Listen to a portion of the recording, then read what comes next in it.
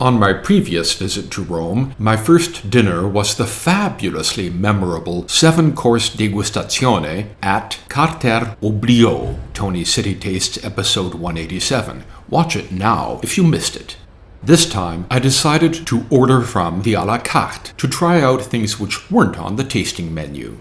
My excellent impression of the welcoming ambiente from my first visit was confirmed the minute I sat down at my table.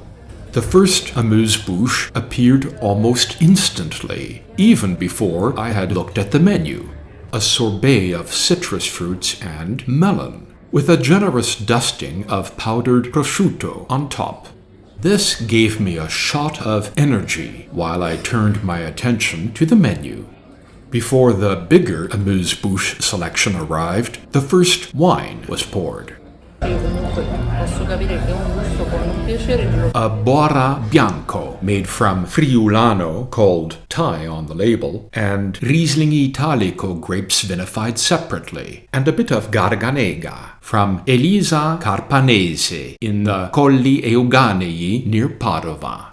Then it was time for the 4 amuse-bouche.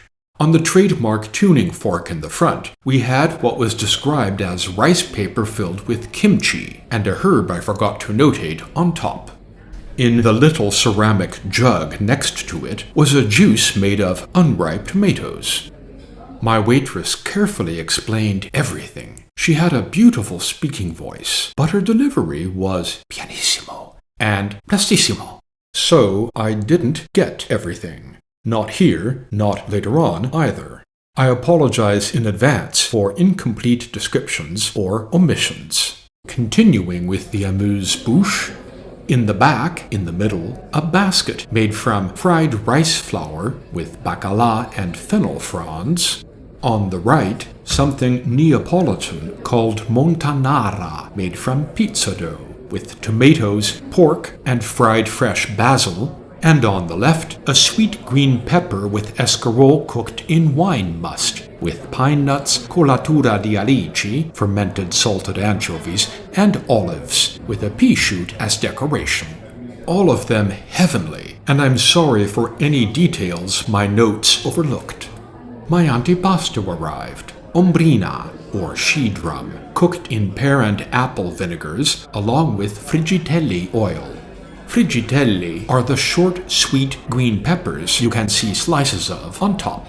The fruit slices are plums cooked in a plum syrup. Afterwards, the ombrina is macerated in the syrup and the 2 vinegars and put aside to be joined with the other ingredients later. In addition, you can see raw kiwi and frigitello slices along with fennel fronds and amaranth on the very top. My high hopes for this dinner were being met with ease. The wine for the next course was brought. Understatedly called pan, this was made from 90% Vermentino and 10% Albarola by Andrea Spagnoli in Masignano, east of La Spezia, in Liguria. For my primo, I had chosen neither pasta nor risotto, but what was called a minestrella maritata e bisque clandestina on the menu, roughly a married minestra and clandestine bisque. Chef Ciro Alberto Cuciniello, he of the anagrammed first 2 names of the restaurant, loves riddles and puns in the names he gives to his dishes. As to what minestrella is, I was told that it is a wild green similar to cabbage, found or called that in the region of Campania and further south. It can also be a soup made from many wild greens. In this case, the clandestine bisque involved the carapaces of cannocchie, mantis shrimp, as well as some of the shrimp themselves. There was also lemon peel and short broken-up spaghetti, which I was told is typical for soups in Rome and central Italy. More details no doubt escaped my frantic notation attempts. What was clear was the fantastic taste. I'll never get to eat another soup like this. Deer and rain in the pine forest was what my secondo was called. And were there ever a lot of verbally related details, most of which I hope I caught. On the right, slices of unbelievably tender and flavorful deer fillet. On the left, mesclun made up of dandelion leaves, mizuna, and rucola. And in the center, a cream of bitter herbs producing an intense dark green color. The deer ribs, the server carefully lifted onto my plate, were served with a syrup derived from mirto, the Sardinian myrtle berry liqueur. Best ribs ever, hands down. I'll never get ribs this good again, ever. The last thing the server added to the plate was a demi-glace of deer on top of the fillet slices. The herbs on top of the mesclun were lentisk, and that was the rain in the pine forest. 3 single items are also visible: a blackberry behind the bitter herb cream, an almond, and a tiny pine cone, which I was told was edible because it had been imbued with the mirto syrup. It was to be eaten at the end, were the further instructions. I come from a country with great game. I'm fairly certain I'm unlikely to find a more imaginative or more delicious, more perfectly realized plate of deer at any time, anywhere. Soon after I finished my heavenly secondo, it was time for the pre-dessert, a foam of 3 different citrus fruits, lemon, orange, and citron, with strips of candied citron and 2 leaves of lemon balm on top. Already before this, the wine paired with the dessert had been poured. A Barolo Chinato from the Sobrero winery just outside Barolo in Piemonte.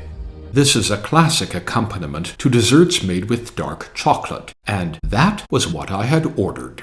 But what a combination of ingredients! The description on the menu was eggplant with chocolate. That simply required being ordered. Here's what my notes say about the dessert itself. Layers of eggplant are fried, then covered with cocoa powder.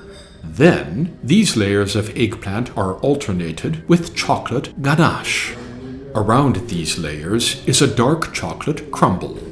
Next to the eggplant chocolate was a pastry cream, and you've correctly identified the basil leaves on top. The colored drops are lemon, tonka bean milk, and eggplant gel made with milk derived from the eggplant itself. I can't promise that's all complete, but that's what I wrote down what I was told as soon as I asked. The flavor? Incredible! The mix of eggplant and chocolate wasn't remotely weird tasting, in case you were wondering. In fact, it was not only the most original chocolate dessert I've ever had, but one of the most satisfying for a chocoholic like me. By this time, I was one of the last guests left. I'd arrived at 9 after considerable transport delays getting to the restaurant. There were still the post-desserts. From right to left, a madeleine with olive oil and gentian root. In the middle, a beignet with citron-flavored pastry cream. And on the left, a homemade chocolate with raisins. Once again, a totally fabulous dinner with memorable dishes at Carter Oblio. The bill arrived tucked into the book The Incredible Dinner of the Quantum Physicists by Gabriella Grayson.